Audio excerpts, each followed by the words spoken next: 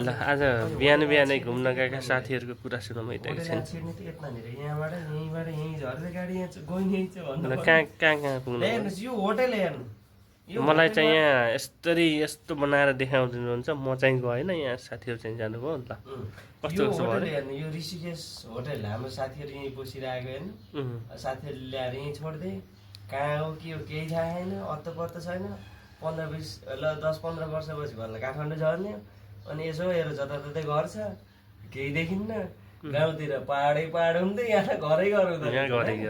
अनि यहाँ यो होटलबाट हामी ल के काने अब माइती घर मण्डला जाने बाटो खोज्दा रहेछ भनेर हाइवे खोज्दै हिँडेको। यहाँबाट लगाइदियो, यहाँ बाहिर यहाँ एउटा गेट छ। यो गेटबाट यता यो मित्रनगर पुल भन्ने छ यहाँ हेर्नु। यो मित्रनगर पुलबाट यसो यता गएर यहाँ दुईटा चोक आउँदो रहेछ। फेरि एकजना मान्छेलाई सोधेको, यहाँ सुन्दारा जाने कता हो भनेर सोधेको, उहाँले फेरि यता बताइदिनु हेर्नु, उता बताइदिनु, फेरि यता बताइदिनु। यहाँ आउँदा फेरि 2-3टा चोक छन् फेरि। अब फेरि अब उहाँलाई सोद्धाखेरि सुन्दारा जाने कता हो, अब माइती घर जाने गाडी कताबाट लाग्छ भनेको, उहाँले फेरि होइन तपाईँ रिद्धि सिद्धि यो गाडीमा जानुहोस्, त्यहाँ तलबाट लाग्छ भनेर फेरि उहाँले फेरि यता बताइदिनु। हामी घुम्दै फिर्दै फेरि यही मित्रनगर चोकमा आइएछ। हेर्नुहोस् है, यस्तो रमाइलो हुन्छ हेर्नु। अब कसरी यो बाटो छिर्नु, त्यसपछि के काने ल अब गाडी त भेटाइयो। अब यो मित्रनगर चोक हो भन्ने हामीलाई पनि थाहा छैन, फेरि यो पुल हो भन्ने फेरि होर्डिङ बोर्डहरू केही थिएन, केही पनि थिएन। त्यहाँबाट यहाँबाट यो यो यो टुकुचा त होइन, एउटा खोलो छ यहाँ होइन।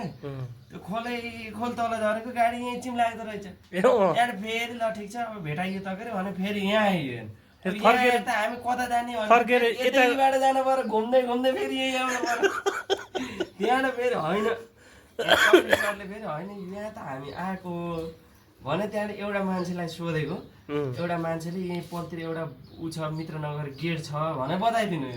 यसो ओल्तिर आउँदाखेरि चाहिँ यही चाहिँ गेट रहेछ, हामीलाई त्यहाँबाट यसो यहाँबाट यसो गर्दै आउँदाखेरि यहाँबाट छिर्ने बाटो पनि रहेछ। फेरि हेर्नु यहाँबाट छिर्ने पनि हाम्रो होटल यहीँ चिम रहेछ हेर्नु।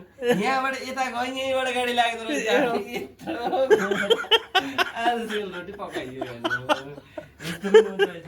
यो 5:30 बजीबाट गयो है, त्यस्तो हुँदो रहेछ हेर्नु। त्यही भएर काठमाडौँमा साँच्चै हराइदियो रहेछ। 5:30 बजीदेखि घुमेको मेरो। मलाई यसरी यहाँ यस्तो बनाएर चोक बनाएर यी सामान राखेर यहाँ गयो, यहाँ गयो, यसरी देखाउनु भएको छ साथीहरूले। दुःख पाउनु भएछ साथीहरूले, धन्न म गएन छु।